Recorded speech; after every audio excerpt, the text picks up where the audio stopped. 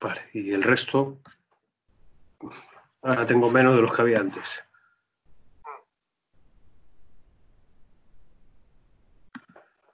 Vamos a poner Sara. Se han tomado vacaciones o recreo.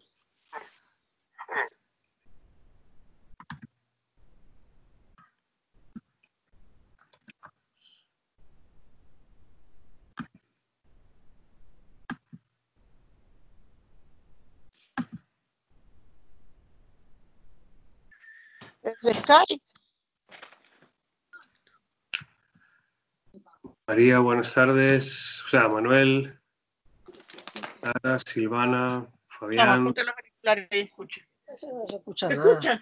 ¿Qué va a poner yo aquí? Aquí para que escuches.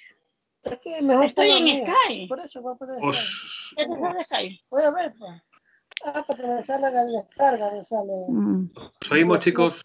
mi contraseña. Hola, mira, pero pon acá para que escuches.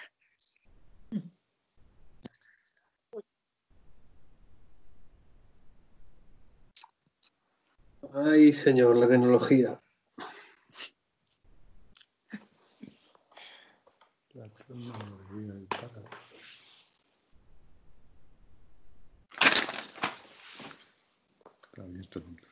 Ah. Samuel, aunque siempre no queremos YouTube, pero es el único que no nos ha fallado. Sí, eso es verdad. Eso es verdad.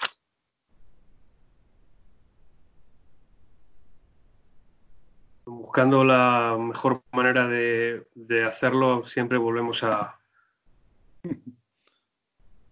la fuente. Vale, el resto, los que vais entrando, me podéis... que no sé quién está, tengo 5 personas, pero no sé qué es. Tengo Fabián, María, Sara, Silvana. Vale, yo evidentemente. Lady, que no sé por qué no puede entrar. Aquí somos 2. Sí, sí, sé que ahí sois 2. Pero se congeló su imagen. Samuel, ¿en cuál nos conectamos? Dice Manuel, que no logra entrar. ¿Ya? No, Manuel ya está. Ah, ya. Y Sara Morales, yo lo he conseguido. Ahora hay una Sara aquí. Espero que sea ella. Hola, soy yo. Hola, Sara. Vamos a ver si logramos que se meta más gente.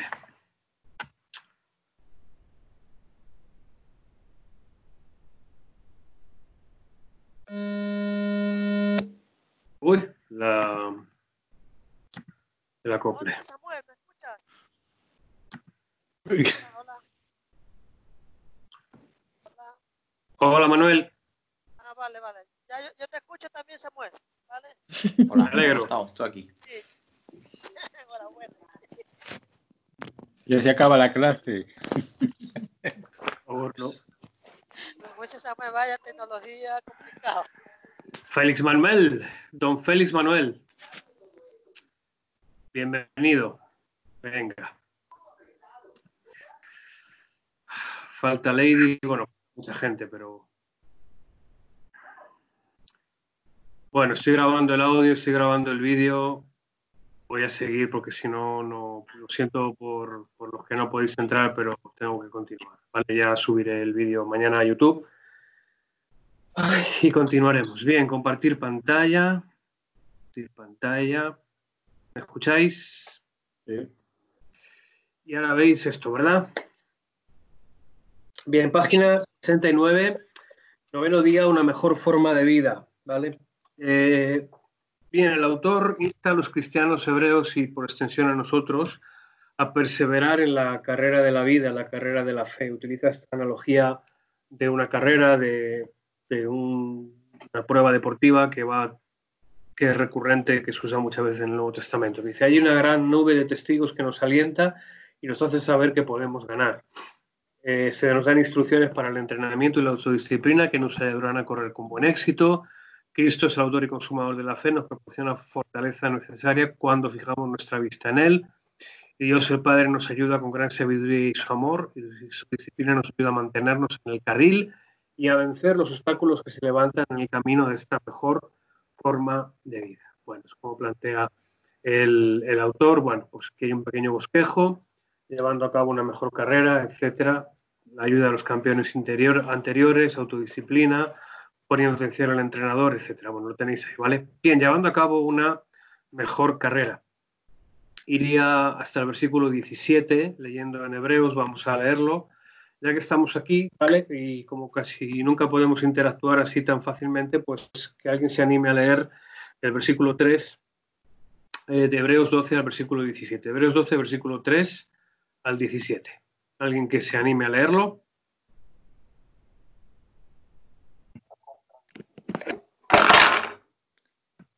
Piensen en toda la hostilidad que se portó. Un momento, Marta, disculpa, es que empezó a leer Pedro, pero no le oíais. Pedro.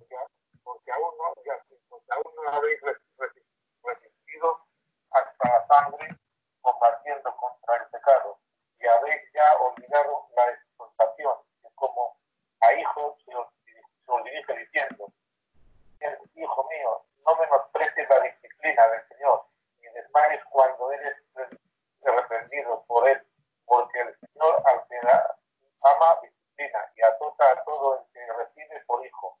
Si soportáis la disciplina, Dios os trata como al hijo, porque ¿qué hijo es aquel a quien el padre no disciplina? Pero si se os deja sin disciplina, la cual todos han sido participantes, entonces sois bastardos y no hijos.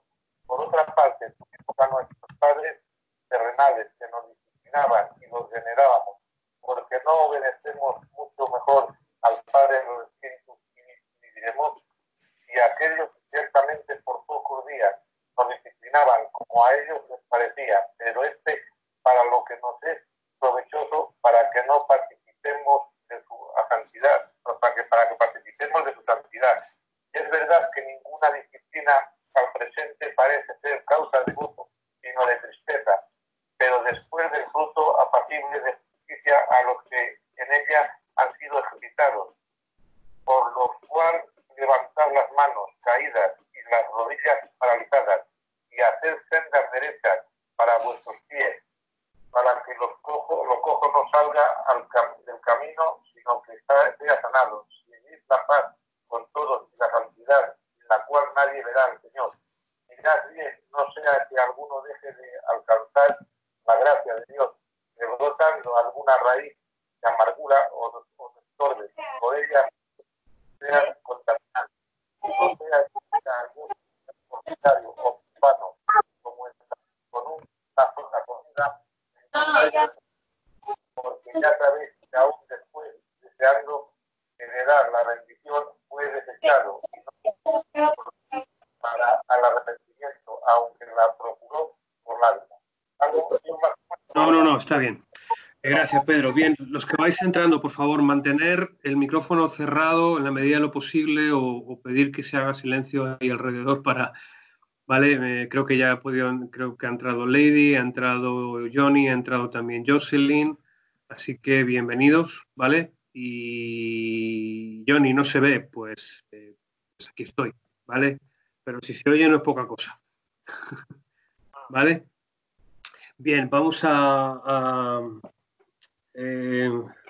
perdón, a ver si me logro centrar. Vale, la idea de esta carrera y habla de la disciplina. Para mí un pensamiento que produce este capítulo y una reflexión a la que creo que nos ayuda esta parte de Hebreos es qué valor tiene vivir la vida cristiana con los desafíos y los retos que plantea. ¿Qué valor tiene el salir o meterse dentro de un sistema de vida que a veces es tan distinto, a veces es tan confrontador con la realidad del mundo que vivimos?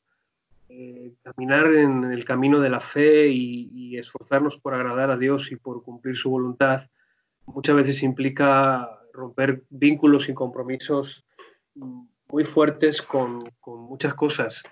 Implica pagar un precio muy, muy grande y entonces, desde una perspectiva realista, tendríamos que preguntarnos, ¿vale la pena esta carrera? Este sacrificio. cuál es el premio, el galardón por el cual recorremos este paso, recorremos este camino, ¿no? Es un poco el enfoque que para mí tiene este capítulo 12 de Hebreos, ¿no? Queriendo poner un ejemplo práctico de cómo vivir nuestra vida de fe con esta realidad que ha ido construyendo el autor de Hebreos de la figura central de Cristo como el autor y consumador de nuestra fe, el que ha perfeccionado todo el proceso hasta llevarnos al Padre, hasta presentarnos delante de Él, hasta reconciliarnos con Él. Y ahora nos está diciendo qué hacemos con esto. ¿Qué hacemos después de que se nos ha concedido esta vida tan extraordinaria, después de que se nos ha dado esta salvación tan grande? ¿Cómo la vivimos? ¿Cómo la ponemos a funcionar, ¿no? Y el autor compara la vida cristiana con una carrera. Que no se trata de una carrera de velocidad, sino se trata de una carrera de larga distancia o una carrera con muchos obstáculos y con una paciente resistencia que perdura toda la vida. Bien, quizás la mejor analogía sería una maratón. Dice, uno de los enemigos, esto es un apunte mío, uno de los enemigos más temidos de los corredores de larga distancia es el conocido como muro de la maratón. Es un desfallecimiento, falta de energía brusco y repentino que se produce más allá de la mitad de la carrera, entre los kilómetros 30 y 35. Bien, nosotros no somos corredores de maratón, aunque yo sepa, no lo somos ninguno, ¿vale? O si alguien corre maratones, pues que nos... Pero esto es algo que los corredores de maratón conocen y que los corredores de larga distancia conocen, y es que el propio cuerpo, ¿vale? En un esfuerzo físico tan grande como es el de una carrera tan de larga distancia, el propio cuerpo, aunque esté entrenado, aunque esté preparado para ese tipo de carreras, sufre. Sufre y encuentra que en algún punto el propio cuerpo como que decide decir, mira, no puedo más, o paras o te paro. Y se produce esto que digo aquí, el muro. Se produce, es como un encontronazo y es una falta de energía, incluso en gente entrenada. Entonces, pensando en nuestra vida, es muy posible que hayamos vivido situaciones que podamos identificar o conectar con algo parecido a eso. Es una carrera, la vida cristiana, es una carrera de fondo que va a enfrentar obstáculos y que va a enfrentar muros, ¿vale? Pero es una carrera que estamos corriendo en Cristo, que estamos corriendo para Cristo y que estamos corriendo con esa nube de testigos que nos rodea. Dice, corremos para la gloria y el honor y el agrado de Dios, ¿vale? Tenemos el mejor entrenador, el estímulo y ayuda en cada carrera y los premios son los mejores, las recompensas eternas y el premio para todos, ¿vale? Hay el premio para todos.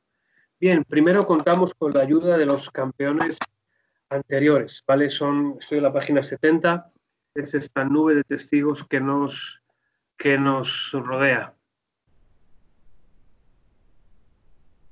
Vale, gracias por ayudarme por lo que está en Skype, no sé qué ha pasado.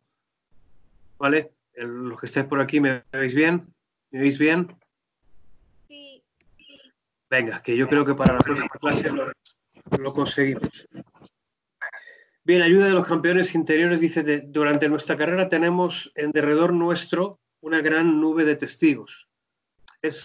El autor de aquí de los apuntes habla del público que nos aclama, son espectadores de la vida de fe. Entonces, dice que en el versículo 1 hay dos consejos de los testigos, despojarse de todo peso y del pecado que nos pueda enredar y continuar corriendo. Bueno, no sé si es más bien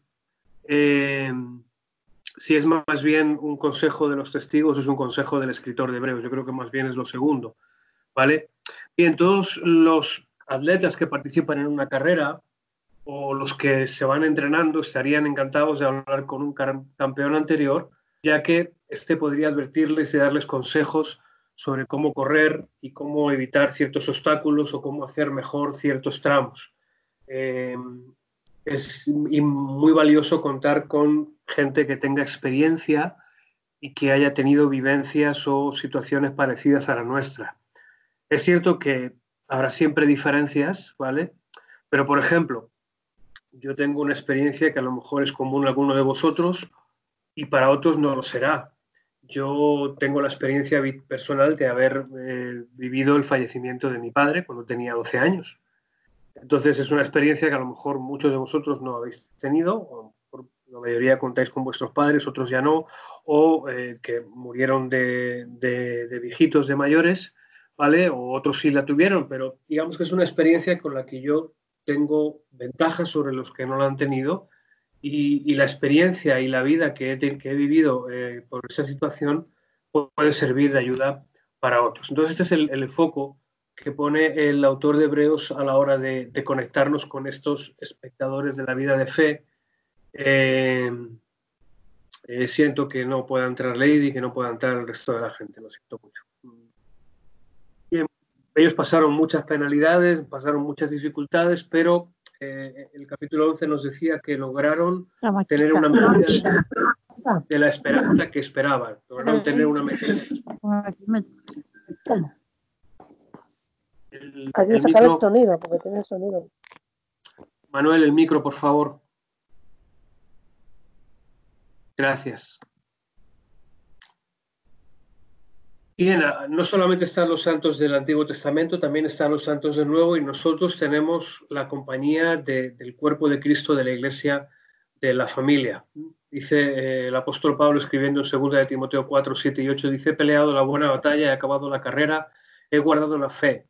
Por lo demás me está guardada la corona de justicia, la cual me dará el Señor, juez justo, en aquel día, y no solo a mí, sino también a todos los que aman su venida. Entonces, Pablo, que conocía muy bien el contexto griego porque formaba parte también de su trasfondo, usa esta analogía, y él es consciente de que cuando está escribiendo esto a Timoteo está al final de su carrera y que el galardón está delante.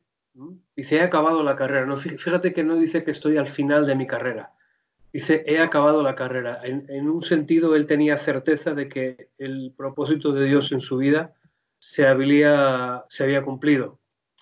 Se había completado la tarea que tenía y estaba listo para obtener el premio. Entonces, para él lo que quedaba por delante era el trámite de pasar por la muerte, sin duda, como le sucedió, pero con un sentido de haber completado y haber terminado el propósito que tenía con su vida.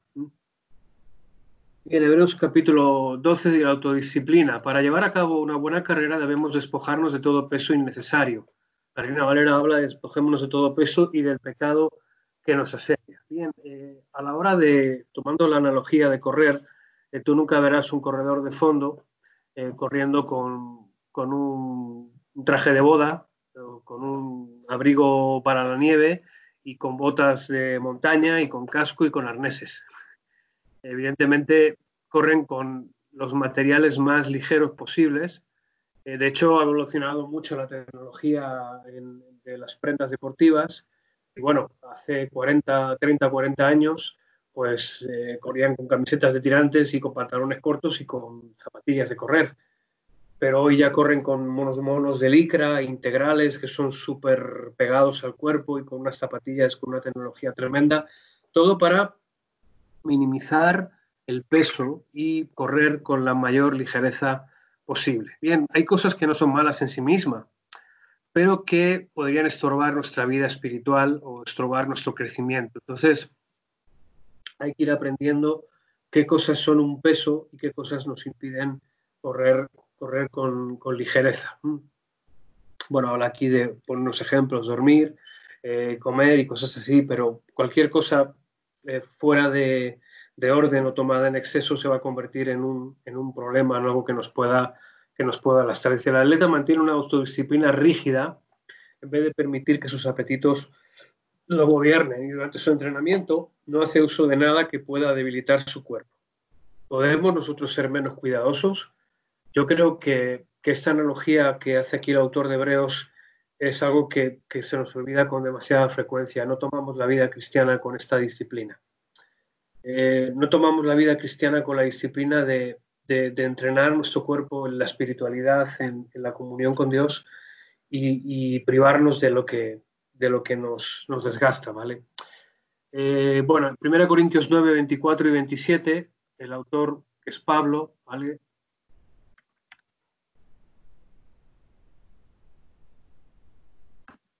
¿Alguien de los que está online en el Skype puede leerlo? 1 Corintios 9, del 24 al 27.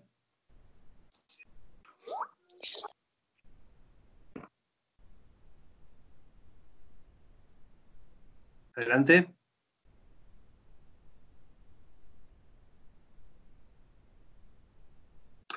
Hola, ¿alguien puede leerlo? Sí. ¿No se dan Adelante. cuenta de que en una carrera todos corren, pero solo una persona se lleva el premio? Así que corran para ganar. Todos los atletas se entrenan con disciplina. Lo hacen para ganar un premio que se desvanecerá, pero nosotros lo hacemos por un premio eterno. Por eso yo corro cada paso con propósito. No solo doy golpes al aire. Disciplino mi cuerpo como lo hace un atleta. Lo entreno para que haga lo que debe hacer. De lo contrario, temo que, después de predicarles a otros, yo mismo quede descalificado. Bien, aquí esto viene como anillo al dedo a lo que estamos diciendo y es prácticamente un texto paralelo porque aquí el autor, Pablo, que es el que escribe a los Corintios, les está hablando del peso de responsabilidad que él tiene de la misión de compartirles el Evangelio y cómo es para él tan importante que hace una analogía con un atleta y con la disciplina y la responsabilidad que el atleta tiene. Primero pone de relieve que corre para ganar, es decir, dice, en la carrera todos corren, pero solo una persona se lleva el premio. Es decir, se supone que cuando corres debes correr con la mayor motivación que te den tus posibilidades y tus recursos. Por ejemplo, Pedro, buenas. Si tú corrieras por primera vez una maratón, ¿vale? ¿Cuál sería tu objetivo la primera vez que la corrieras? La primera vez pues mi objetivo sería el ganar. Pero claro. ¿Pero estarías en condiciones de ganar? Mi objetivo es ganar, pero tendría que ir preparándome poco a poco para procurar llegar a la meta. Por ejemplo, no tendría que salir corriendo, así que no, el primer momento que no eso, que para tirar una moto, yo tendría que ir despacio, ir preparando el cuerpo, como ir cada vez un poco más, no salir de bueno, porque si no, pues te derrumbas tú solito antes de llegar a la meta. Es una preparación física lo que hay que prepararse. Bien, los que están en Skype, ¿qué significa para vosotros correr para ganar?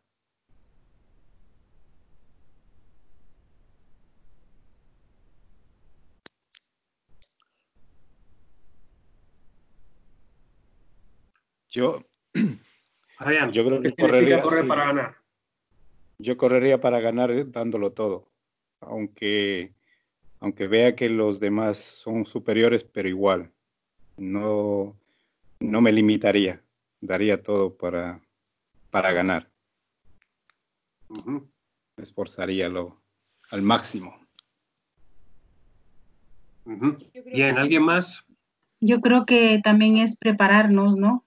Sabiendo que vamos a correr una maratón, es prepararnos.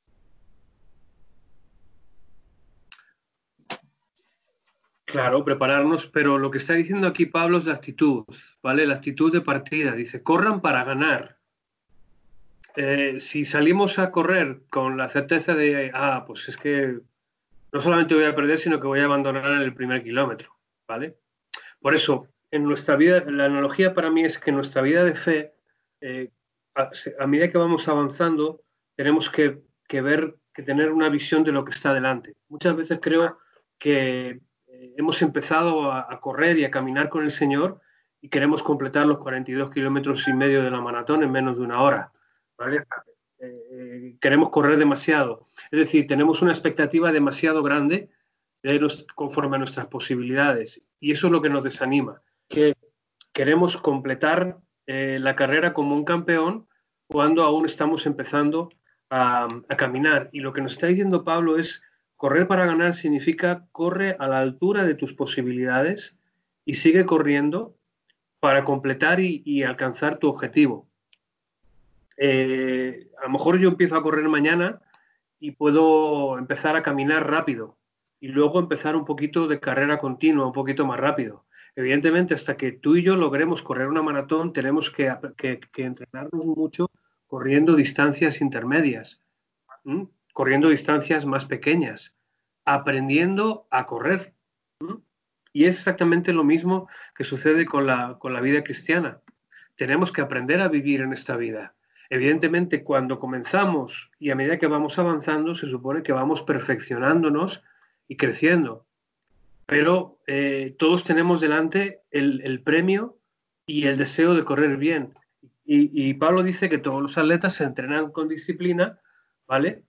Y tienen una de decir, bueno, yo puede que no sea el campeón del mundo de maratón, pero voy a esforzarme para mejorar mi marca del año pasado.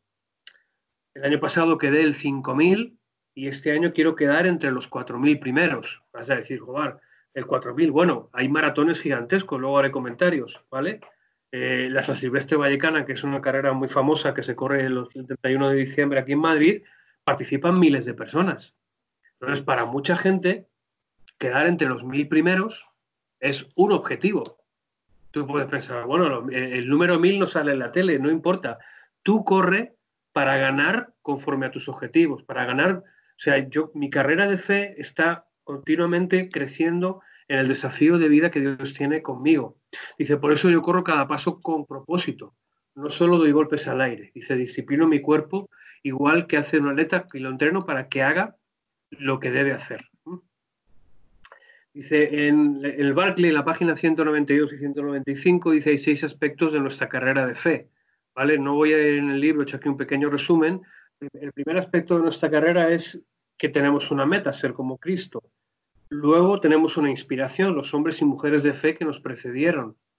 Tenemos una oposición, una resistencia. Tenemos la necesidad de viajar ligeros para evitar el colapso, el cansancio, la fatiga.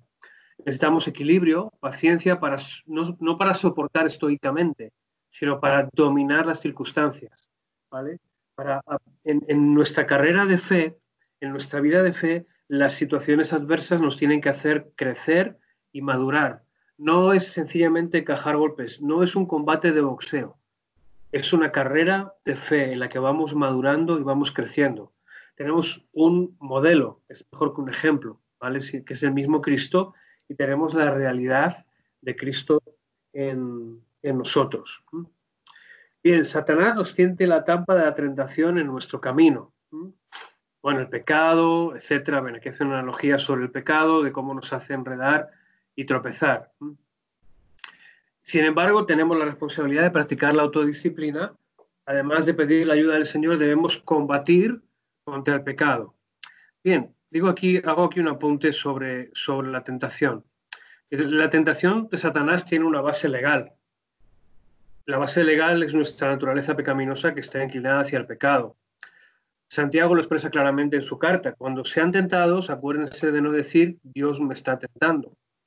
Dios nunca es tentado a hacer el mal y jamás tienta a nadie. La tentación viene de nuestros propios deseos, los cuales nos seducen y nos arrastran. De esos deseos nacen los actos pecaminosos y el pecado. Cuando se deja crecer, da luz la muerte. Así que no se dejen engañar, mis amados hermanos. Todo lo que es bueno y perfecto desciende a nosotros de parte de Dios, nuestro Padre, quien creó todas las luces de los cielos. Él nunca cambia ni varía como una sombra en movimiento. Él, por su propia voluntad, nos hizo nacer de nuevo por medio de la palabra de verdad que nos dio, y de toda la creación nosotros llegamos a ser su valiosa posesión. Cuando el autor de Hebreos habla de este concepto de despojarnos del pecado, ¿vale? ¿Cómo afecta el pecado en nuestra carrera de fe? ¿Vale? No sé si es una pregunta muy general, pero ¿cómo nos afecta el pecado y y de qué forma es... no sé si estoy expresando la pregunta bien. Sabemos que el pecado es un problema, evidentemente, pero ¿de qué forma obstaculiza, de qué forma el pecado causa tropiezo y hace que nuestra carrera de fe no funcione, no resulte? La culpa, ¿no? Pone culpa, pone carga. La culpabilidad, ¿qué efecto causa la culpabilidad? El desánimo, abandonar.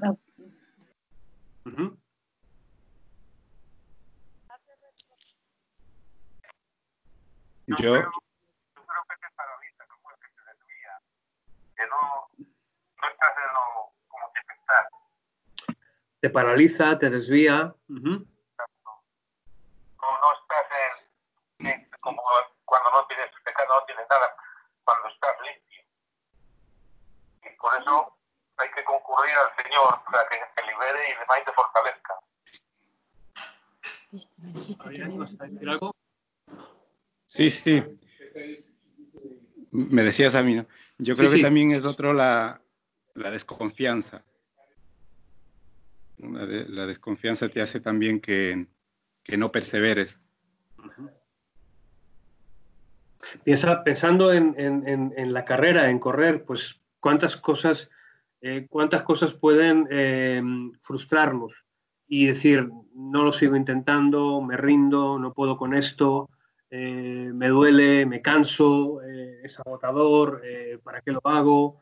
Nunca lo voy a lograr. O sea, todo eso son las consecuencias porque el pecado lo que hace esencialmente es ponernos un palo en la rueda. Es en términos de la obra de Dios en nosotros, el pecado ha dejado de ser una fortaleza para convertirse en una posibilidad. Ha dejado de ser un lugar donde estábamos encarcelados a ser un lugar al que podemos visitar. Es decir, tenemos la capacidad de permanecer separados del pecado y hacer que el pecado no ejerza dominio sobre nosotros, pero no tenemos la posibilidad de desterrar definitivamente la realidad del pecado de nosotros. Entonces, son como cargas que nos vamos añadiendo nosotros. Es como si fuéramos a correr y nos echáramos encima de los hombros una mochila llena de libros. Entonces, cualquiera que te vea correr con una mochila de libros va a decir, muchacho, ¿qué haces corriendo con los libros? No, es que tengo que llevarlo, ¿no? Despójate, es un peso innecesario. Es una carga que no necesitas y que te dificulta, que te transforma. Por eso el autor hace énfasis en que el pecado es un lastre que en cierto sentido nosotros mismos nos echamos. El lastre de ese pecado ha sido quitado por completo por la obra de Cristo y la única forma de que volvamos a echar piedras en nuestra mochila es que tropecemos. Sabemos que podemos tropezar, pero también sabemos que podemos evitar el tropiezo y que podemos permanecer y que podemos esforzarnos. Y si nos caemos, podemos levantarnos. Y si nos lesionamos, podemos curarnos. Y si dejamos que el pecado nos dañe, pues podemos volver una vez más al trono de la gracia, ser limpiados y seguir entrenando para que aquello que nos debilita no siga teniendo éxito sobre nosotros. Cuando los atletas se entrenan y descubren que una parte de su entrenamiento no funciona porque no tienen los resultados que esperan, entonces tienen que cambiar cosas porque si no, no van a conseguir lo que esperan. Si, por ejemplo, tratando con el pecado, si hay un área de nuestra vida donde vemos que el pecado es recurrente y los medios que estamos intentando utilizar para eso no funcionan, tenemos que buscar algo que funcione. Tenemos que buscar alternativas porque si un método no funciona, otra cosa tiene que funcionar, pero el pecado no nos puede estorbar o no nos debe estorbar más allá de lo suficiente para desecharlo y apartarlo de nuestra vida. Y sí, es una lucha continua, es una batalla permanente, porque esta es una carrera continua y en la carrera siempre aparecerán obstáculos. ¿Y hasta cuándo vamos a tener que estar lidiando con el pecado mientras estemos en esta carne? Con la gracia de Dios y por la vida del Espíritu iremos logrando cada vez estar más entrenados, pero aunque estemos totalmente entrenados, siempre tendremos que enfrentar esa realidad en nuestra vida.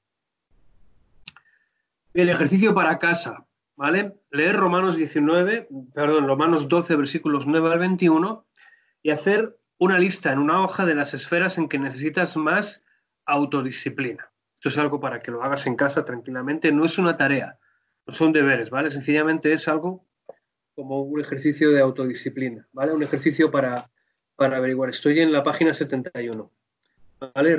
Leer Romanos 12, 9 al 21 y hacer una lista en una hoja de las esferas en que necesitas más autodisciplina, ¿vale? Por ejemplo, necesito más autodisciplina a la hora de ver la tele. Necesito más autodisciplina a la hora de mis palabras. Necesito autodisciplinarme a la hora de opinar o hablar sobre otros, ¿vale? Hago comentarios sobre otros, pero mis comentarios van más allá de o mis comentarios se tornan en crítica, se tornan en juicio fácilmente. Tengo que tener cuidado, tengo que autodisciplinarme con el chisme. Tiendo a no guardar las cosas que me confían y hablar de lo que no tengo que hablar y hablar con ligereza. Perdón.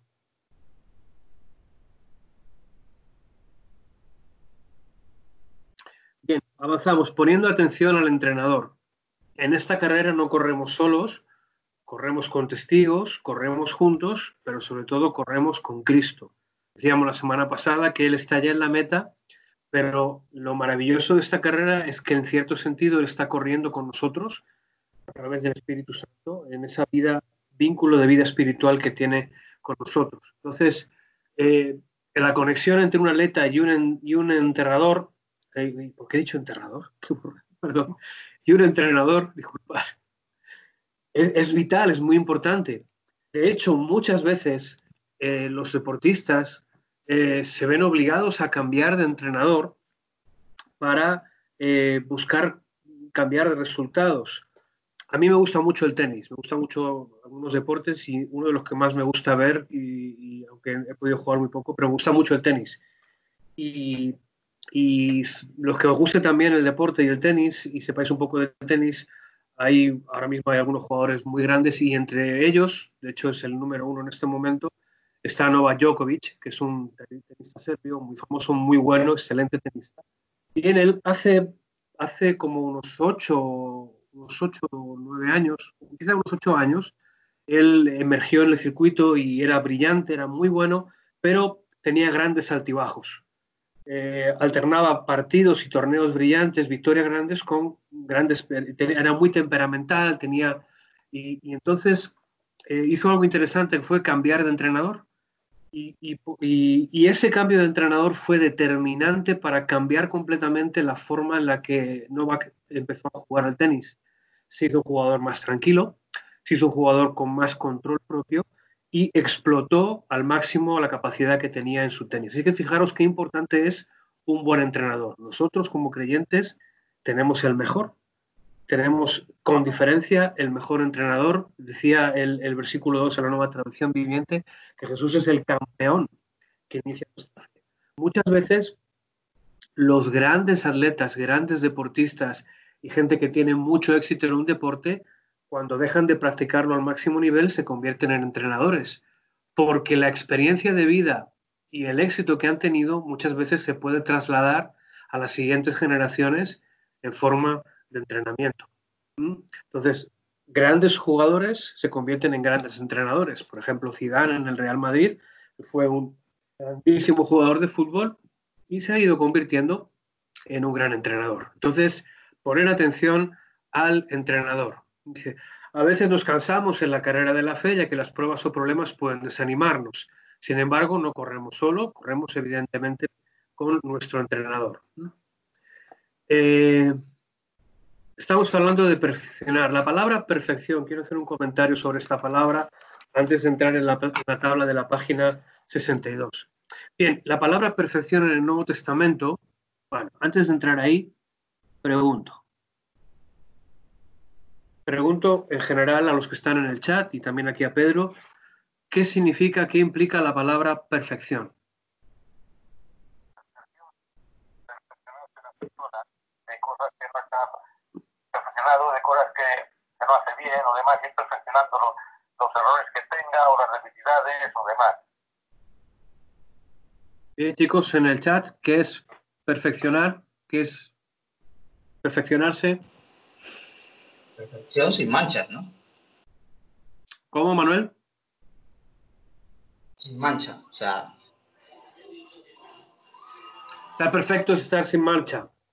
Algo perfecto es algo que no tiene mancha, que no tiene defecto. Está pulido. Perfeccionar podría ser también algo que estamos haciendo y revisar para que sea más perfecto. También podría ser eso. De hecho, ese es para mí, Alejandro, el sentido en el que lo expresa el autor de Hebreos y en el que lo expresa el Nuevo Testamento.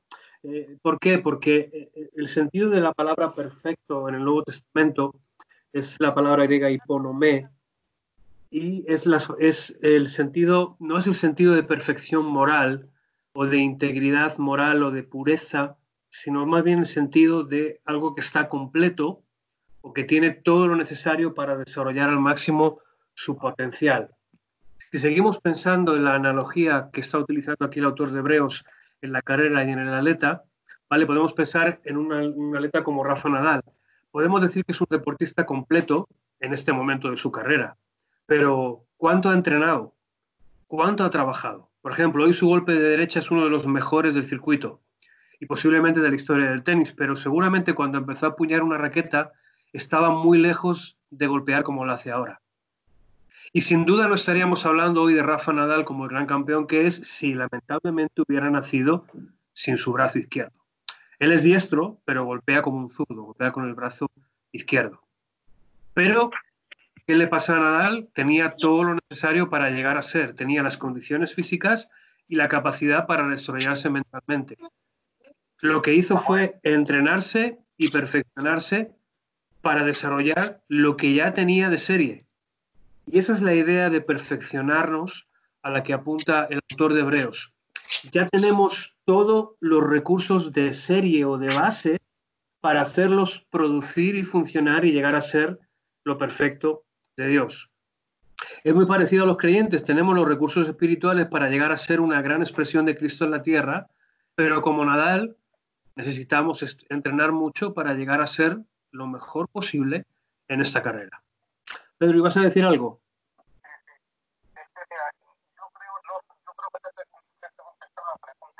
Porque me he entendido mal, pero yo creo que me he contestado mal, porque lo tengo aquí delante el libro y pone el libro de ahora, porque me he dado cuenta cuando un amigo, cuando un hermano ha dicho que es una persona perfecta y demás, entonces yo me he quedado perfeccionando, como la persona perfeccionarse.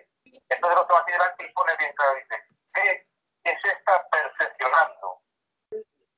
Nuestra fe. O sea, yo esto la entiendo aquí como yo he dicho, una persona que no es perfecta, que tiene fallos, tiene errores, tiene que perfeccionar esos errores. Tiene que ir mejorándolos, tiene que ir adaptándolos, porque si no, no está perfeccionando, es imperfeccionando. Eso es lo que quería decir. Samuel, sería Sí, Manuel.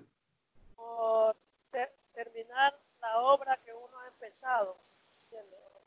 O atinar al blanco. Sería algo para alcanzar la perfección.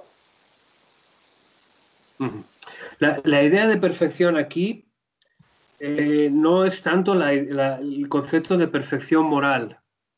Fijaros, viendo el cuadro entero de Hebreos, ¿vale? Y viendo lo que es el cuadro de la obra de salvación, ¿vale? El antiguo pacto iba presentando tipos, sombras, figuras que representaban o identificaban lo perfecto que es Cristo, pero todos esos tipos eran incompletos. En cierto sentido, eran imperfectos. No eran malos en el sentido moral, porque fueron las provisiones particulares de Dios en cada momento. El tabernáculo no tenía nada de malo en el sentido moral, pero mientras estuvo vigente fue la medida de perfección que Dios demandaba. Y el tabernáculo, como instrumento de adoración, tenía todo lo necesario para cumplir con su propósito. Entonces, en términos de su función y de su capacidad, el tabernáculo fue perfecto en su tiempo.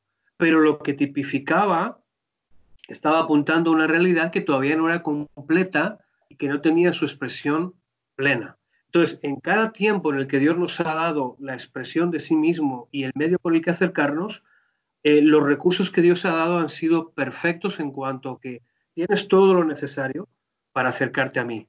Ahora lo perfecto es Cristo y esa es la perfección completa. Todo lo que Dios necesitaba está evidentemente en el sentido moral, la perfección también está en Cristo, pero en el sentido de vivir la vida cristiana, nosotros tenemos ahora todos los recursos para que esa perfección se vaya completando y se vaya manifestando en nosotros. No podemos decir, ay, es que me falta una pierna, porque Cristo está completo. Ay, es que soy ciego y no puedo ver, Cristo está completo. Ay, es que me falta un pulmón. No, no, Cristo está completo porque corremos en Cristo. Corremos, nuestra carrera de fe no es una carrera solitaria. Corremos en el cuerpo, corremos en la iglesia, corremos en la familia de Dios, corremos con la vida de Cristo en nosotros. Y Cristo está presente y nos ha dado todos los recursos para correr como Él. Por eso nos vamos perfeccionando, pero teniéndolo todo, ¿vale? Porque tú no podrías perfeccionar tu golpe de derecha en tenis si fueras manco. Y no podrías correr una maratón como Haile Gebrselassie, el cronometrista mundial, si tuvieras una fascitis plantar crónica y no pudieras ponerte una zapatilla. Por eso el sentido de perfección es una demanda justa de Dios, porque de parte de Él todo lo que necesitamos para correr bien ya nos ha sido dado. Solamente nos dice, despójate de lo que no sirve y de lo que te asedia y lo que viene sobre ti, porque todos los recursos para correr bien ya están incorporados a través de Cristo, a través del Hijo. Bien, aquí en la página 72 y 73, ¿vale? Hay dos tablas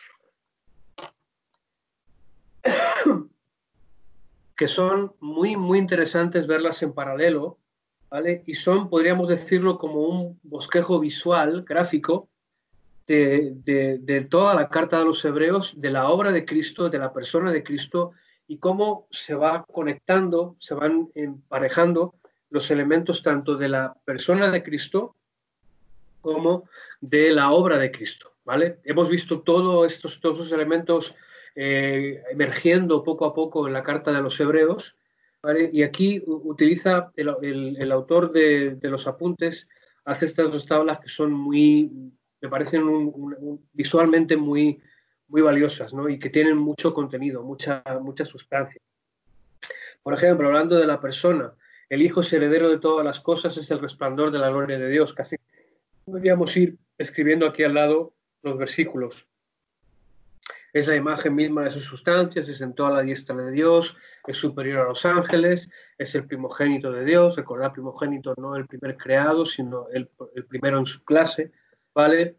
Es Dios, es puesto por encima de sus compañeros, todo lo que, por ejemplo, es fiel, es de mayor gloria que Moisés, porque es hijo sobre la casa de Dios. Moisés fue fiel en la casa de Israel, pero Cristo es el Señor de la casa y es fiel sobre la casa, ¿vale? Fue tentado en todo, pero fue sin pecado, el poder de una vida indestructible, fiador de un mejor pacto, gran sumo sacerdote sobre la casa de Dios, el mismo ayer, hoy y por los siglos, el gran pastor de las ovejas, ¿vale? Todo lo que tenéis ahí en estas dos páginas, la obra de Cristo, ¿vale? El universo fue hecho por Él fundó la tierra, es el primero que anunció la salvación, Él hace a los hombres santos, sumo sacerdote inmolado por el pecado, etc. Estas dos páginas son para sumergirnos en ellas, disfrutarlas, incluso volver a las Escrituras, ir viendo los versículos con los que conecta todo esto. Sería un buen ejercicio para complementar el estudio que hacemos. Aunque aquí el autor del manual utiliza la palabra ejemplo, yo la cambiaría sin ninguna duda por la palabra modelo, porque él es el modelo, es el prototipo, él es el estándar, ¿vale? Por muy grande que sea el ejemplo, el testimonio de fe de la gente que hay en Hebreos 11, no fue un testimonio perfecto, ¿vale? Siempre hubo luces y sombras, y la realidad de Cristo nos lleva a tener en él el ejemplo, el modelo perfecto, el modelo perfecto para nuestra vida. Bien, el maratón más multitudinario que se celebra en este momento es el de Hong Kong, en China. En el año 2006 lo ganó el famoso atleta etíope Haile Gebrselassie, y seguro que tú no sabes quién fue el 69.999. Porque de 70.000 personas, uno fue el primero, pero uno fue el último. Para muchos corredores de este tipo de pruebas, la única recompensa que anhelan es correr, completar la prueba. Aunque nunca salgan en los informativos, ni su nombre figure en la lista de los ganadores o los campeones. En los Juegos Olímpicos, al final, en las finales, solamente le dan medallas al primero, al segundo y al tercero. Creo que el cuarto, el resto tienen diplomas, pero nada más. Pero por el camino se queda mucha gente. Entonces, ¿cuál es la ventaja, el estímulo? ¿Por qué corremos nosotros? Corremos porque delante de nosotros está Cristo, que ya ha ganado y que nos está guardando en el primer lugar para colocarnos juntamente con Él. Es una carrera en la que vamos a ser medidos por cómo hemos corrido. Por cómo hemos corrido, porque corremos con la ventaja de que nuestro ganador ya ha ganado para nosotros y tiene un lugar para nosotros allí. Entonces se nos va a medir en cómo hemos corrido cuando sabemos que el final de nuestra carrera es la meta en la que Cristo nos está guardando para darnos un lugar de honor juntamente con Él. Entonces, por eso el autor de Hebreos hace énfasis en que necesitamos correr bien y correr y despojarnos para estar a la altura de lo que ya hemos recibido. Nosotros no corremos para ser salvos, corremos desde la realidad de la salvación para expresar la grandeza de lo que hemos recibido, para expresar la ventaja tan extraordinaria con la que contamos de correr y recorrer la vida cristiana con Cristo en nosotros. Bien, aceptando la disciplina necesaria. Estoy en la página 74. Bien, ¿alguien más online que me lea Hebreos capítulo 12, versículos 5 al 12? Amén. Y habéis ya olvidado la exhortación que como a hijo se os dirige, diciendo: Hijo mío, no menosprecies la disciplina del Señor, ni desmayes cuando eres reprendido por Él. Manuel, disculpa. Sí, dime. Apenas se escucha muy mal. No sé si puedes intentar acercarte más al micrófono porque apenas se te escucha. Vale, ¿ahí me escuchas? Ahí está mejor, sin duda. Empieza de nuevo, por favor. Vale. Comienzo de nuevo. Y habéis olvidado la exhortación que como a hijo se os dirige, diciendo: Hijo mío, no menosprecies la disciplina del Señor, ni desmayes cuando eres reprendido por Él. Porque el Señor al que ama disciplina y azota a todo el que recibe por hijo. No soportáis la disciplina. Dios os trata como a hijos. ¿Por qué? ¿Qué hijo es aquel a quien el Padre no disciplina? Pero si se os deja sin disciplina, de la cual todos han sido participantes, entonces sois bastardos y no hijos. Por otra parte, tuvimos a nuestros padres terrenales que nos disciplinaban y los venerábamos. ¿Por qué no obedecemos mucho mejor al Padre de los Espíritus y viviremos? Y aquellos ciertamente por pocos días nos disciplinaban, como a ellos les parecía. Pero para lo que nos es provechoso, para que participemos de su santidad. Es verdad que ninguna disciplina al presente parece ser causa de gozo, sino de tristeza, pero después da fruto apacible de justicia a los que en ella han sido ejercitados. Hasta el 12, ¿no? Hasta el 12, sí, gracias Manuel. Bien, si vamos a correr, tenemos que prepararnos para entrenar y el entrenamiento exige disciplina. Y la disciplina es difícil. Y la disciplina en todos los órdenes de la vida es dura. ¿Por qué? Porque la disciplina implica establecer reglas y establecer una dinámica de vida gobernada por un propósito. Cuando se vive una vida sin disciplina es porque no hay expectativa, no hay objetivos, y entonces no hay motivación. Cuando hablamos de entrenar y de una carrera y de deporte, por ejemplo, cuando estamos delante del entrenamiento de un gran campeón, las motivaciones para entrenar bien es perfeccionarse a sí mismo, perfeccionar su deporte y ganar títulos o ganar campeonatos, ganar premios. Entonces, con esa finalidad es consciente o desde muy pequeño le hacen consciente de que necesita entrenar y el entrenamiento necesita disciplina. Existe el tópico que ha surgido sobre todo ahora en la generación millennial de que cuando alguien hace algo muy bien hay un chino que lleva ya varios años haciéndolo mejor. Y eso es algo muy, muy curioso del régimen chino. Ellos han explotado mucho en los últimos años en deportes, en Juegos Olímpicos, y recuerdo hace 20, 25 años que los primeros países del palmarés de los Juegos Olímpicos eran siempre Estados Unidos y luego Rusia. Y luego pues Alemania, Inglaterra y China estaba por allí. Pero en los últimos 2 o 3 Juegos Olímpicos la explosión de China ha sido extraordinaria y les tienes segundos y compitiendo con Estados Unidos y ganando medallas. ¿Por qué? Porque el Partido Comunista Chino, los chinos han dicho tenemos que ser los mejores y para ser los mejores la disciplina es férrea, es enfermiza, ¿vale? Entonces, el autor de Hebreos en esta sección nos está hablando del valor y de la importancia de la disciplina y de que la disciplina implica sufrimiento, porque implica privación de los deseos propios en pos de alcanzar un propósito. Dice, los cristianos hebreos estaban evidentemente cansados de tener que sufrir por causa de su fe. En el capítulo 11 habíamos visto cómo algunos de los héroes de la fe habían tenido que padecer y padecer mucho.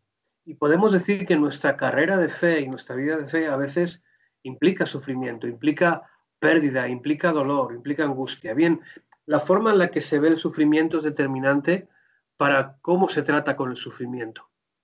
Los deportistas ven el sufrimiento como los límites que deben de cruzar y el peaje que deben de pagar para crecer y fortalecerse como entrenadores, como deportistas. ¿Vale? Cuando están entrenando saben que romper un límite físico implica sufrimiento, implica dolor, implica entrenar 1 hora más. Estoy acordando, es que me vienen muchos ejemplos a la cabeza. Si te gusta el baloncesto, por ejemplo, contaban que los grandes jugadores de baloncesto entrenan mucho, mucho, mucho, mucho. Y uno de los más grandes jugadores de baloncesto de la historia, Michael Jordan, contaban que nunca se iba de entrenar, del entrenamiento, sin encestar menos de 200 veces. 200 veces. Tú y yo nos cansaríamos, ¿vale? Pero cuando estás en el deporte de alto nivel, tu entrenamiento es determinante para tu vida. ¿Cuán determinante es nuestra vida de fe? ¿Cuánto nos entrenamos para ella? Yo te soy sincero, ¿cuánto me entreno yo? Yo tengo que entrenarme mucho más. Y no solamente porque sea pastor, esto ya no es una cuestión de ser pastor, es una cuestión de entender la vida a la que se nos ha invitado a vivir y cuánto estamos entrenando y qué es lo que queremos obtener con el entrenamiento que tenemos. Si corremos 5 minutos al día, vamos a tener una recompensa de 5 minutos de correr. Es así. Vamos a ser buenos corriendo 5 minutos. Pero si se espera que mañana corras 10, tendrás que entrenarte para 10 y luego para 15. Bien, ¿cómo ven las religiones el sufrimiento? ¿Lo asumen o lo enfocan de maneras diferentes? Por ejemplo, el budismo identifica una causa para todo sufrimiento. La causa de todo sufrimiento es el deseo. Se aconseja entonces a las personas despojarse de todo deseo. El sufrimiento cesa cuando cesa el deseo. Cuando estaba estudiando esto esta tarde me acordé de una anécdota y os la cuento aquí. Dice, escuché una vez en un vídeo de Ravi Zacharias cómo él hablaba de la superioridad del cristianismo en términos de esperanza y fortaleza ante el sufrimiento. Tuvo ocasión de hablar con la gran sacerdotisa del budismo en Nepal en una conferencia con otros líderes religiosos del mundo. Era una mujer norteamericana que había logrado el honor de ser reconocida con ese título y posición dentro del budismo, lo cual era un honor muy grande. Estaban conversando sobre la creencia del budismo en cuanto al sufrimiento y el señor Zacharias le preguntó a esta mujer por su familia. Ella estaba casada y tenía 2 hijos que vivían en Estados Unidos y a los que no había visto en mucho tiempo, debido a que estaba retirada para dedicarse a la meditación y a la oración. La esencia del budismo es la extinción del deseo, porque cesando el deseo cesa el sufrimiento.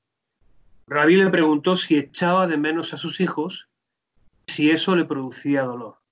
Con sinceridad, la mujer le reconoció que extinguir ese sufrimiento de su corazón, el sufrimiento y el dolor de no poder ver a sus hijos, le era particularmente difícil porque amaba mucho a sus hijos y deseaba verlos. ¿Ves? En vez de encontrar la forma en la que el sufrimiento nos haga crecer, el budismo lo que hace es intentar extinguirlo, intentar obviarlo, intentar ignorarlo. Pero algunos sufrimientos, que en este caso es la privación de ver a sus hijos en pos de su espiritualidad, a lo que estaba apuntando Rabí es cómo sostienes una cosmovisión que te hace querer extinguir el deseo natural de ver a tus hijos. ¿Cómo sostienes una cosmovisión que considera dañino y tóxico para tu vida el deseo de abrazar a tu familia o abrazar a tu esposo? Él quería apuntar con mucha delicadeza a que cesar ese sufrimiento era un sufrimiento que se estaba autoinfligiendo a sí misma y que era un sufrimiento completamente innecesario, que no tenía por qué verse privada de eso. Es el punto al que quiero ir. Por ejemplo, el hinduismo enseña que todo sufrimiento es el resultado del karma, el destino que proviene como resultado de acciones pasadas. Cancelar la deuda kármica es la razón principal para las reencarnaciones o nuevas oportunidades de vivir para poder cancelar las malas acciones o el mal karma en sucesivas vidas que se van purificando y limpiando el karma. Esta es una de las creencias fundamentales del hinduismo, es decir, durante la vida necesitamos balancear el equilibrio entre las acciones buenas y las acciones malas. Y cualquier cosa, cualquier acción hacia cualquier criatura o hacia la misma creación es contada dentro de la deuda kármica. Si le damos una patada a una piedra con una mala actitud, estamos acumulando mal karma. Si recogemos una hoja que se ha caído de un árbol y la ponemos estamos acumulando buen karma. En fin, es una forma en la que el sufrimiento no se resuelve en esta vida, sino que se va acumulando y se va resolviendo en una multitud de vidas sucesivas, suficiente número de vidas para que logremos cancelar esa deuda. Bien, el islamismo enseña que todo lo que ocurre en la vida es la voluntad de Dios, a que los musulmanes llaman Alá, y que nosotros simplemente debemos someternos a ella. Bien, aquí quiero preguntaros, porque esto es interesante, ¿cuál es la diferencia entre los musulmanes y nosotros? Porque nosotros, si no me equivoco, también creemos que todo lo que sucede es voluntad de Dios. Pregunta, entonces, si pensamos igual que los musulmanes, en el sentido de que todo es la voluntad de Alá, todo es la voluntad de Dios, ¿cuál es la diferencia entre ellos y nosotros? Pregunto en esto particular, ¿vale? Los musulmanes, el Islam afirma que todo lo que sucede en la vida de los creyentes, de los musulmanes, es la voluntad de Dios. Pregunta, ¿nosotros también creemos que todo lo que sucede en nuestra vida es la voluntad de Dios? Primera pregunta, ¿todo lo que sucede en nuestra vida es la voluntad de Dios? Y segunda pregunta, ¿eso nos hace iguales que los musulmanes o no? Yo no creo que todo lo que sucede en mi vida es la voluntad de Dios. Yo no sé por qué dice que los cristianos pensamos eso. No entiendo la pregunta bien, ¿la puedes repetir? Sí, primero, ¿todo lo que sucede en la vida de los creyentes es la voluntad de Dios? Esa es la primera pregunta. Y segunda, si eso es así, es la misma afirmación que hacen los budistas, que hacen los islamistas. Entonces, ¿pensamos igual que ellos? ¿En qué ámbito? ¿En todo ámbito? Es la pregunta. La pregunta es, ¿todo lo que sucede en la vida de los creyentes es la voluntad de Dios? ¿Sí o no? Bueno, yo no creo que no. Porque Dios no, por ejemplo, hay personas que tienen una enfermedad. Dios no te pone una enfermedad. Hay, por ejemplo, una persona que tiene, no sé, cualquier cosa, Dios no te lo pone, no todo viene de Dios. Muchas haga el hombre por sí mismo y demás, o sea, no Dios no viene. Vamos, yo pienso eso al menos. Bien, Sí, chicos, por Skype. supuesto. Ángela, por favor. Chicos, en Skype, ¿qué pensáis? Que sí, que la voluntad de Dios absolutamente todo. Dios dice que no se mueve una hoja de un árbol sin que él lo sepa. O sea que nuestra vida no es más valiosa que una hoja de un árbol, vamos. Marta, tú planteabas que no todo lo que sucede en la vida que sea la voluntad de Dios. ¿Puedes ampliarlo un poco más? No, porque realmente hay cosas en las que yo me meto que son consecuencia de mis propias decisiones. Entonces no todo lo que sucede en mi vida es la voluntad de Dios. Ese es el hilo. Ese es el hilo. A ver, Manuel. Dice el Señor en su palabra que ni una hoja del árbol se mueve sin poder y voluntad. Entonces yo pienso que eso coincidimos porque tenemos que basarnos en la voluntad de Dios, ¿me entiendes? No en nuestra propia voluntad, ¿sabes? Vivir bajo su destino. El punto con la afirmación del Islam de que todo es la voluntad de Alá, entonces excluye la responsabilidad personal de las... Entonces, si algo te pasa algo malo, es la voluntad de Alá. Si te pasa algo bueno, es la voluntad de Alá. Pero tus acciones no son directamente responsables y en cierto sentido, al final, pase lo que pase, aunque hagas tu mejor esfuerzo, será la voluntad de Alá. Entonces, ahí es donde no nos parecemos tanto, porque es cierto que Dios es soberano y su voluntad gobierna todas las cosas, pero tú y yo podemos actuar en contra de la voluntad de Dios. Tú y yo tenemos la capacidad de que, a pesar de que Dios ha determinado, y es cierto, Manuel tiene razón, que somos valiosos, pero en el sentido de qué capacidad tenemos nosotros de actuar a favor o en contra de la voluntad de Dios. Porque nosotros podemos ir en contra de la voluntad de Dios. Sí, pero eso es un punto diferente, ¿no? O sea, obviamente mi vida puede ir en algún sentido en contra de la voluntad de Dios, pero al final tiene que llegar a un punto donde converja en la voluntad de Él. O sea, al final se va a hacer lo que Él ha predeterminado que se haga. Por ejemplo, va a haber un juicio. Él ha predeterminado que haya un juicio. Mi vida, independientemente de lo que yo haga, está directamente relacionada con ese juicio final. O sea, yo entiendo lo que tú dices, obviamente. Nosotros tenemos nuestra parte de responsabilidad, nuestra mucha responsabilidad. Pero yo pensaba que tú ibas a ese punto, ¿no? Al punto de la ética del hombre, que bueno, que sí puede puede desviar, por así decirlo, en algún momento, no la voluntad de Dios, sino, no sé, la expectativa de ese momento. No sé cómo explicarlo, pero yo me voy al punto de que al final se hará lo que Dios determinó que se haga. A eso voy yo. Sí, sin duda, eso es así, pero en el contexto de lo que estamos viendo, estamos hablando del sufrimiento, estamos hablando del dolor, estamos hablando de la angustia, ¿vale?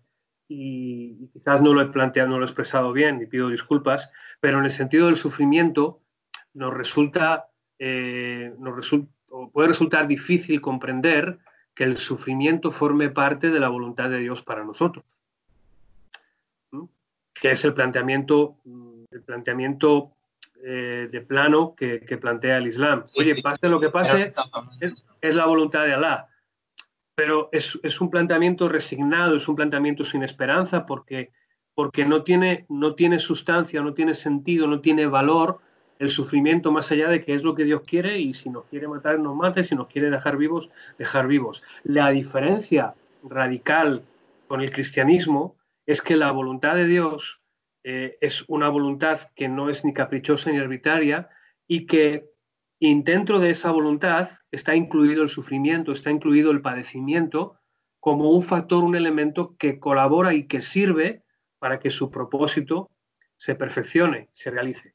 Es decir, el Islam ha parecido captar una parte, pero no ha captado la realidad completa de lo que es la voluntad de Dios. La soberanía de Dios en cuanto al gobierno de nuestra vida, porque todos lo hemos experimentado. La realidad es que nos pasan cosas buenas, malas y regulares. ¿Mm? Nos enfermamos o nos sanamos, nos van las cosas bien o nos van las cosas regular. Y decimos, bueno, que sea la voluntad de Dios. Bueno, la voluntad de Dios es una voluntad eterna, es un propósito eterno, como dice Manuel, que en términos absolutos se cumplirá, pero ¿cómo opera en términos relativos en mi vida y de tu vida? Opera en función de la medida en que nosotros nos aprendamos a someternos y a funcionar dentro de esa voluntad. Opera en la medida en la que nosotros comprendemos cómo Dios hace que todo funcione a su favor, a favor de lo que Él quiere lograr. Y es entonces donde el sufrimiento, donde la angustia, donde la dificultad tienen sentido y encuentran un valor específico extraordinario. Hemos visto algunas otras, el budismo y todo eso, en la que el sufrimiento no es más que un padecimiento y algo que no sirve, de lo que nos tenemos que librar, que tenemos que evitar o que tenemos que huir. Pero ¿para qué sirve el padecimiento en la vida cristiana? El punto de Hebreos 12 es que el padecimiento es parte del entrenamiento para el crecimiento de la fe y de la vida de Cristo en nosotros. Todos los que entrenan, todos los que practican cualquier cosa, los que habéis estudiado, los que habéis practicado algún deporte de niños, cualquier trabajo, todo demanda disciplina y toda disciplina es dolorosa, toda disciplina implica crecimiento y todo crecimiento es doloroso.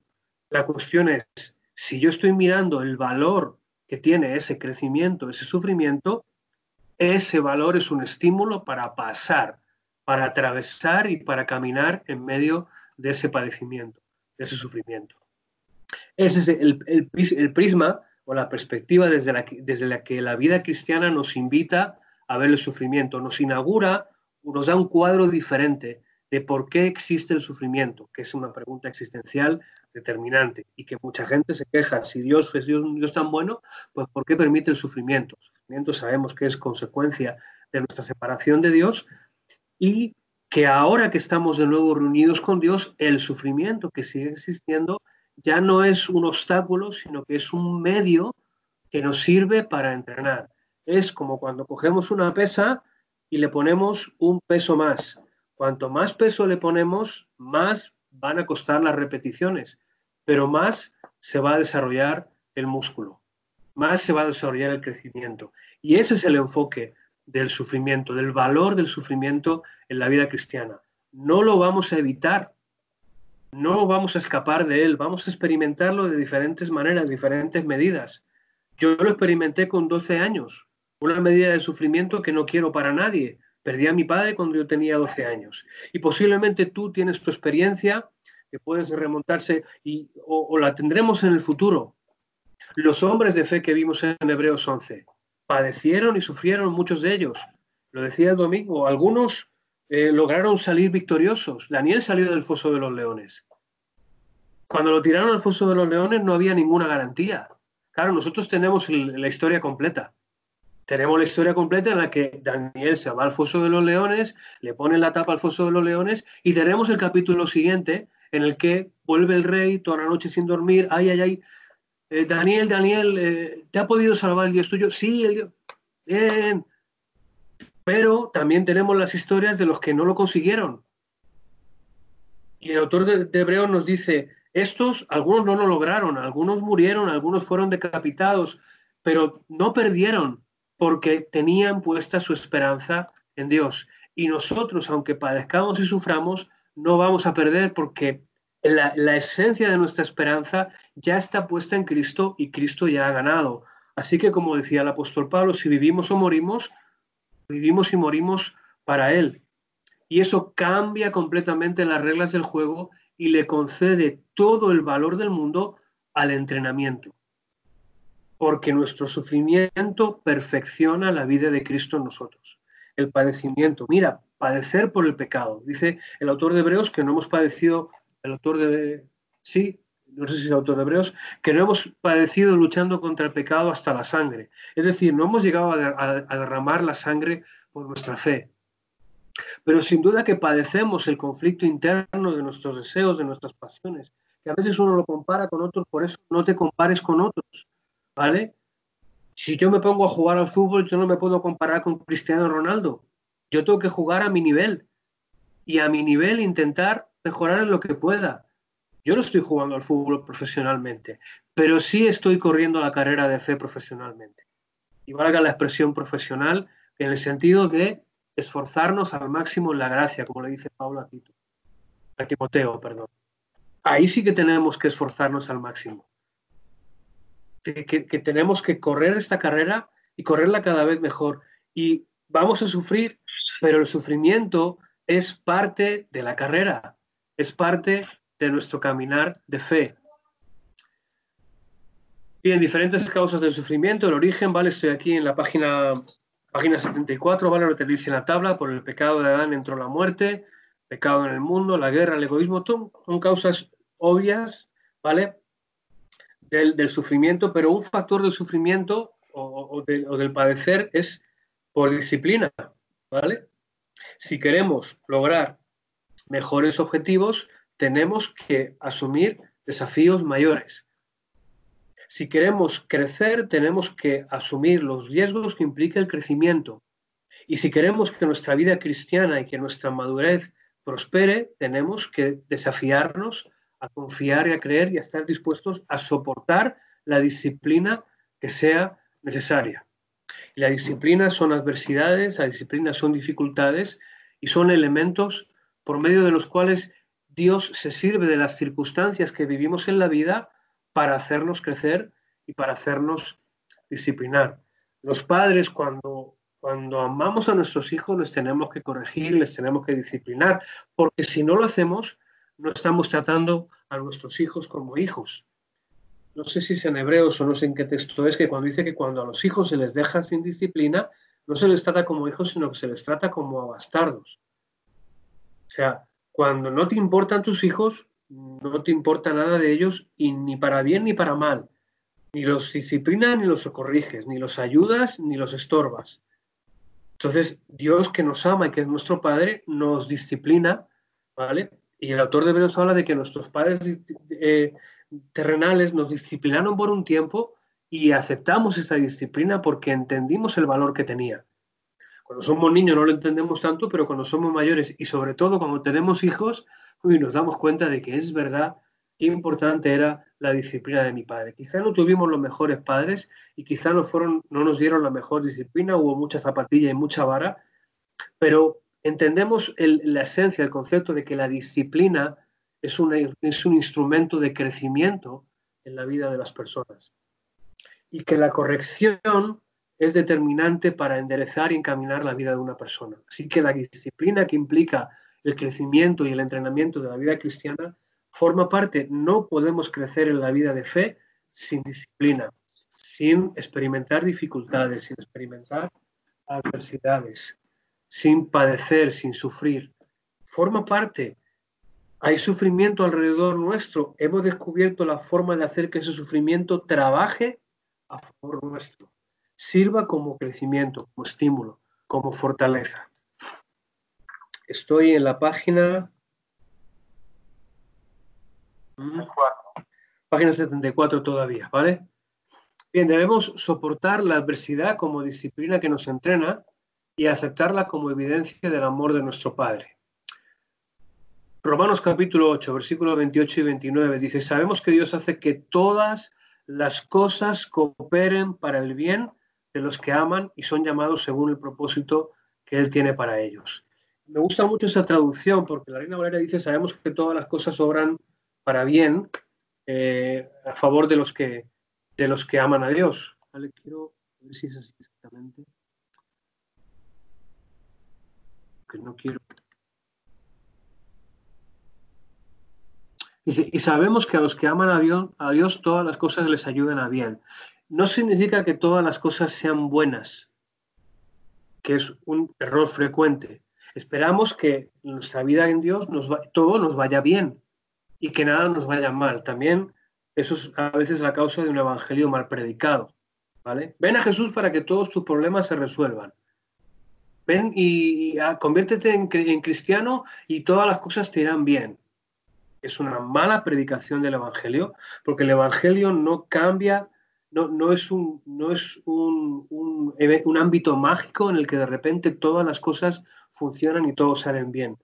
No, es un cambio radical de escenario de vida en el que empezamos a construir una realidad desde la perspectiva de Dios. Dios está mirando nuestra vida y está viendo bien, soy consciente del entorno y las circunstancias que tienes y voy a poner en ti una medida de la vida de mi hijo para que puedas vivir en esas circunstancias y en ese entorno con una perspectiva de eternidad y no con una perspectiva natural simplemente. Entonces Dios logra que todas las cosas cooperen a favor y cooperen para el bien de los que le aman y son llamados según su propósito. Es decir, que entonces la voluntad de Dios en los hijos, en nosotros, se convierte en un elemento en el que es capaz de enseñar, instruir y hacer disciplina con todas las cosas. Dios dice, mira, esto que está pasando en tu vida es una ocasión en la que vas a conocer mi gracia, en la que vas a conocer mi favor, en la que vas a conocer mi consolación, en la que te voy a fortalecer. No voy a eliminar por completo las situaciones adversas, sino que voy a hacer que todas esas situaciones sirvan para que me conozcas, para que confíes, para que crezca tu medida de fe en mí. Ese es el punto fundamental para entender bien la voluntad de Dios. No es arbitraria ni caprichosa, ni Él está diciendo un día, me acabo de despistar con Samuel, no me di cuenta y voy y se le muere el padre. Va a un cáncer y lo coge y en 3 meses se le muere el padre. Qué despistado estaba. No. Esa situación terrible, trágica, adversa, fue algo que Dios utilizó para llenar mi vida de luz y abrir mis ojos a su realidad.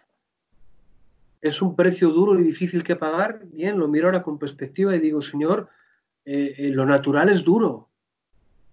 Yo hubiera gustado que mi padre conociera a mis hijos y que mis hijos tuvieran a su abuelo, pero perdí a mi padre, pero conocí a Dios. Y alguien podría decir, pues no es un consuelo para mí sí. Entiendo que sea un traje que no le valga a otra persona, pero a mí sí me queda bien. Entiendo que sean unos zapatos que se los doy a otro y le aprietan demasiado, pero son mi número perfecto, porque es el trato de Dios conmigo. Y es aprender a disfrutar en el camino de entrenamiento de la vida de fe. Es aprender a disfrutar y aprender a conocer a Dios en medio de todas las circunstancias. Y eso no es una huida hacia adelante o un esconder la cabeza como en el budismo, ¿no? Si ya no deseo a mi familia, pues estaré evitando el sufrimiento. No podemos ir en contra de la naturaleza eterna que Dios ha puesto en nosotros. Y Dios no quiere que lo hagamos, sino quiere que si nos toca correr esta carrera, la corramos con la máxima expectativa de éxito, haciendo que cada lesión y cada caída sirva para crecer y para fortalecernos y para ir consolidándolo. Bien, avánzalo, manteniéndonos en el carril. Si nos va a tocar correr, vamos a estar corriendo mucho tiempo, ¿vale? En este punto va a hablar de cómo mantenernos en la carrera, ¿vale? Dando algunas advertencias. Bien, hemos señalado que la Biblia a menudo se refiere al caminar como una figura retórica, una palabra figurativa que se refiere a nuestra manera de vivir, ¿vale? Esta es la carrera de la que estamos hablando. Bien, aquí en Hebreos 12, versículos 12 y 13, habla de que tenemos la responsabilidad de sobreponernos a nuestra debilidad. O sea, tenemos que levantarnos. En la vida cristiana podemos caernos, pero tenemos la responsabilidad de levantarnos. Igual que en el entrenamiento vamos a fallar y tenemos que intentar una y otra vez, en la vida cristiana se espera que nos levantemos, que nos fortalezcamos y que sigamos. No implica que no vayamos a enfrentar dificultades, pero tenemos los recursos, como decía antes, para levantarnos, para seguir, para continuar, para permanecer. Pero el pecado nos daña, ¿vale? Hablando del pecado que nos hace, dice, el pecado nos daña y daña también a otros. Tiene consecuencias personales y tiene consecuencias familiares. Es igualmente pecaminoso y dañino pero los daños colaterales y las repercusiones en otros deben ser tenidas en cuenta. Una ilustración con esto, ¿vale? Por ejemplo, cuando sucede que se da a conocer el pecado, por ejemplo, un pecado sexual, un pecado de infidelidad matrimonial de un pastor, pues es algo muy escandaloso, evidentemente. ¿Por qué es escandaloso? Pues no se convierte tan escandaloso por el hecho en sí, porque adulterar y el adulterio es una realidad que sucede todos los días y que sucede entre pastores y entre ovejas. Pero al ser una figura tan relevante como la de un pastor, la repercusión, el alcance, o por así decirlo, es como un terremoto cuyas oscilaciones alcanzan mucho. Tiene una repercusión mayor. La esencia de pecado es la misma, pero la repercusión que le da es mayor. Y lo que sucede con ese tipo de cosas, que muchas veces se convierten en una especie de parapeto en el que esconder nuestra realidad. Pero el pecado siempre tiene consecuencias y por eso el autor de Hebreos advierte que tenemos que cuidarnos de él, porque en esta carrera nos están viendo muchos y estamos corriendo y siendo un ejemplo y un testimonio para muchos.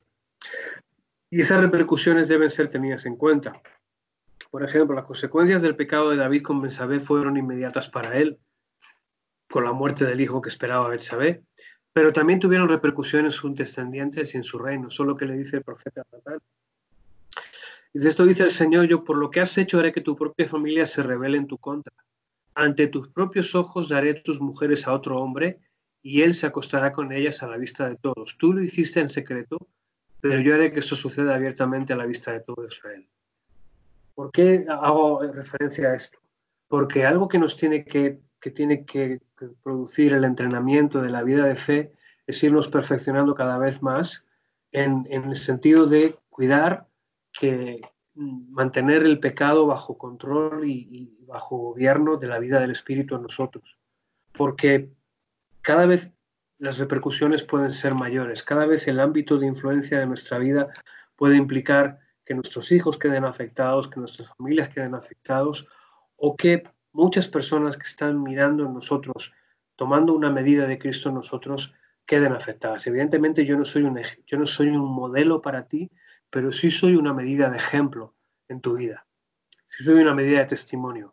Y si yo cometo un error y cometo un fallo, yo sé que voy a contar con tu gracia y con tu misericordia, pero va a tener una medida de impacto grande en tu vida por lo que yo implico. Por eso nuestra mirada está puesta en Jesús, por supuesto, pero también nos miramos mutuamente y nos ayudamos y nos esforzamos mutuamente en la gracia para ayudarnos y para levantarnos, pero siendo conscientes de esta realidad. Bien, el siguiente punto, página 75, una mejor relación, ¿vale? Es una sección en la que el autor hace una analogía entre dos momentos de encuentro de Dios con Israel, el encuentro con Dios en el monte Sinaí y el encuentro con Dios en el monte Sión, ¿vale? La primera parte es terror en el monte Sinaí y hace una analogía de cuando el pueblo de Israel llegó a los pies del monte Sinaí y se encontraron con aquel lugar realmente terrible, temible, que estaba cubierto de nubes, había fuego, relámpagos y temblaba la tierra. En fin, es un lugar que no invitaba a acercarse. Sinceramente, no es un lugar que invitara a entrar en él y a participar de él. Dice, la experiencia de los hijos de Israel en el monte Sinaí fue gloriosa, pero también aterradora. Al aceptar la ley, ellos se convertían en el pueblo de Dios, así que el monte Sinaí es el lugar de nacimiento de la nación hebrea. Fue el lugar donde Dios hizo pacto con ellos, donde Dios les dio estatutos y decretos. Pero era un lugar terrible. Imagínate que llegas para encontrarte con Dios que te ha sacado de Egipto y que cuando te encuentras con Dios, el lugar donde está Dios es un lugar temible, inaccesible, lleno de fuego. En fin, eso crea en ti un temor y una sensación de miedo. Y provoca, inmediatamente crea una imagen de Dios en ti.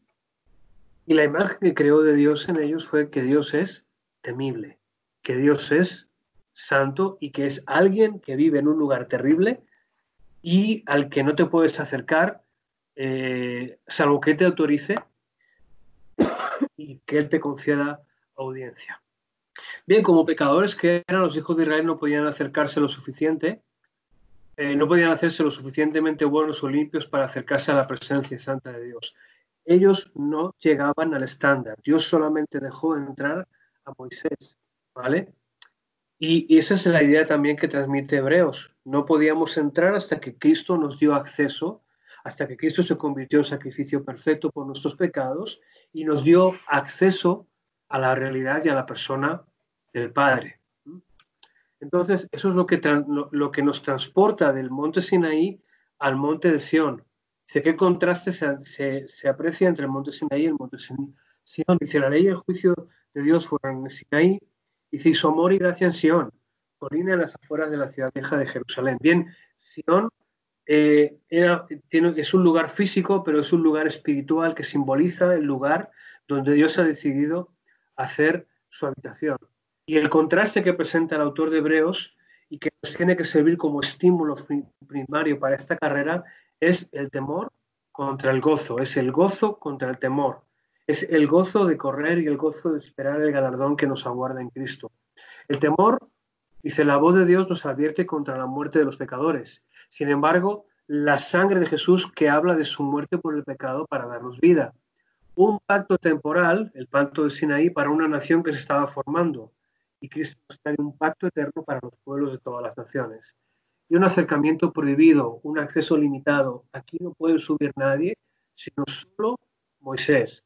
Y sin embargo, el pacto que Cristo nos inaugura es un pacto eterno, un pacto de bienvenida. Bien, esa Jerusalén terrenal construida sobre esas colinas del monte Sión es una figura de la nueva Jerusalén, el monte Sión celestial que aparecerá en Apocalipsis 21 y 22.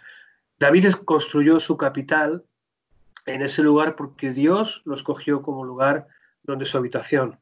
Era el lugar donde a Dios le gustaba estar. El lugar físico simbolizaba un lugar y una realidad espiritual. Bien, el Calvario, el monte Calvario donde Jesús fue crucificado, es una de las colinas que están en ese monte Sión. Bien, vamos al Barclay, página 208-209.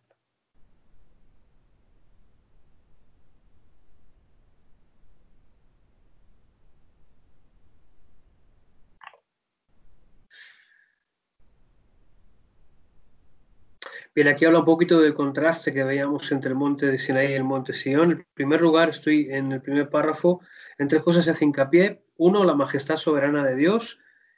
Fue su poder lo que se manifiesta, no su amor. En el monte Sinaí se ve un Dios poderoso, un Dios temible, un Dios que hace que las piedras se desmenucen, un Dios que clama con voz de trueno, ¿vale? Y un Dios que se muestra inaccesible, ¿vale? El segundo, precisamente la absoluta inaccesibilidad de Dios, lejos de estar abierto el acceso a Dios, el que intente acercarse se encontrará con la muerte. Y tres, el absoluto terror de Dios. Aquí no hay más que un temor sobrecogedor que tiene miedo de mirar y de aún oír. Y a partir de ahí se convierte y se cambia completamente el discurso, ¿vale? Y empieza a hablar de lo que es el monte Sinaí. Y si vemos la diferencia, la primera sección trata con todo lo que el hombre podía esperar bajo el antiguo pacto, un Dios de majestad solitaria, separado absolutamente del hombre y que inspira un terror. Pero el cristiano que ha entrado en el nuevo pacto, que hemos entrado en esta carrera de fe que estamos corriendo, era una nueva relación de Dios que es el amor expresado a través de Cristo. Hay 9 glorias que le esperan al cristiano, según aquí el autor, según Barclay. Dice, primero, le espera la nueva Jerusalén, le espera el lugar que Dios ha decidido hacer morada permanente con nosotros, que ahora es una habitación espiritual, pero que será una habitación permanente, real y física. Segundo, le esperan los ángeles reunidos en asamblea. Le espera el pueblo escogido de Dios, los que han vivido antes de nosotros y los que los verán después. Le espera el Dios, el juez, ¿vale? Le espera, no olvida que nunca, que al final de todo el cristiano tendrá que presentar ante el tribunal de Dios, más bien ante el tribunal de Cristo, y que allí estaremos firmes y en pie, no por nuestro propio mérito, sino por el mérito de Cristo que nos ha sido otorgado y concedido. Le esperan los espíritus de los justos, dice, y por último, dice, nos espera Cristo mismo, quien inició este nuevo pacto, quien hizo posible este nuevo acceso y quien está aguardándonos en ese primer lugar del trono de gloria. Bien, en este tiempo, dice, andamos por fe y no por vista. Dice, pero pronto, estoy en la página 76, pero pronto esta fe se transformará en vista. Hoy hemos visto cómo la vida cristiana es una carrera de fe, es una carrera de confianza, es una carrera de seguridad, es una carrera que inició y perfeccionó Cristo Es una carrera que no está exenta de obstáculos, en la que tenemos que entender que necesitamos vivir bajo disciplina, vivir creciendo y siendo conscientes de que vale la pena recorrer este camino, de que Cristo está con nosotros y de que estamos llegando a una meta en la que Cristo nos aguarda. Y esa realidad de vida es la que nos impulsa a correr y recorrer este camino de fe cada día, todos los días y todo el tiempo que Dios nos permita habitar en esta tierra. Bien, hasta aquí la clase y quiero dedicar estos 5 últimos minutos para hacer algún comentario sobre lo que nos queda. Nos queda solamente una clase más, ¿vale? El examen lo enviaré por escrito, enviaré un examen para que lo rellenéis por escrito y haré también un examen en formularios de Google para que lo rellenéis online. El examen es muy sencillo, ¿vale? Lo ideal sería que la tarea esté lista para la semana que viene, para que me la podáis entregar. Daré una semana más de cortesía por si alguien va un poquito retrasado. Entonces, la semana que viene tendríamos la última clase y con la presentación del examen pues ya terminaríamos de completar la tarea. Bien, en la próxima materia intensiva es Teología 4, ¿vale? Entonces, pues lo pondré en el grupo general de los alumnos del IBC para que os vayáis apuntando. En principio, de momento la seguiremos haciendo online porque no sabemos cuándo se levantará el estado de alarma y cuándo nos dejarán volver a hacer clases presenciales. Entonces, en principio, la haremos online. Bien, ¿algún comentario, alguna duda antes de que cortemos? ¿Sí? Yo te quiero decir que a mí me puedes apuntar ya a la teología ya desde ahora mismo. Y otra cosa, el examen a mí, ¿cómo lo vas a mandar o cómo es? Bueno, pues ya lo pensaré. Vale. Tú estás exonerado. Tiene que hacerlo oral, Samuel. La otra semana que debe ser oral. Oye, es verdad, puedo hacerlo oral, es verdad, pero ya me ha dado la idea Marta. Muy bien, te vas a hacer oral. Claro. De acuerdo. Qué malo. No, es una forma de hacerlo. No, bueno, no, está bien. Paso el... ¿Quién está por ahí? ¿Me dices tu nombre? Yo no, Pedro. Bueno, Sí, ya lo sabes. Pedro estás. Bueno, el resto me vais diciendo quién está. Silvana. Silvana, gente, gracias. Manuel Adrián, presente. Manuel. Fabián y Marta. Fabián y Marta, presentes. Manuel Montero. Juan Manuel. ¿Quién más? Bueno, Ángela. Sí. Jocelyn. Ángela. ¿Quién más? Johnny, presente. Me pareció escuchar a Alejandro también. Alejandro también, sí, pastor. Y tu esposa también estará por ahí, ¿no? Sí, sí. Y Rosemary. ¿Alguien más? Saludos, Rosemary. ¿Alguien más? No se me olvide nadie. Vale, bueno, pues mañana subo el audio y el vídeo a YouTube y los que no lo han podido ver, pues para que lo puedan ver. Vale, accidentado, pero ha terminado por salir más o menos la clase. Vale, gracias por la paciencia y por el tiempo, querido. Nos vemos la semana que viene, Dios mediante. Gracias, pastor. Hasta luego. Saludos, chicos. Vale. Chao, chao. Pastor. Dios a todos, bendiciones.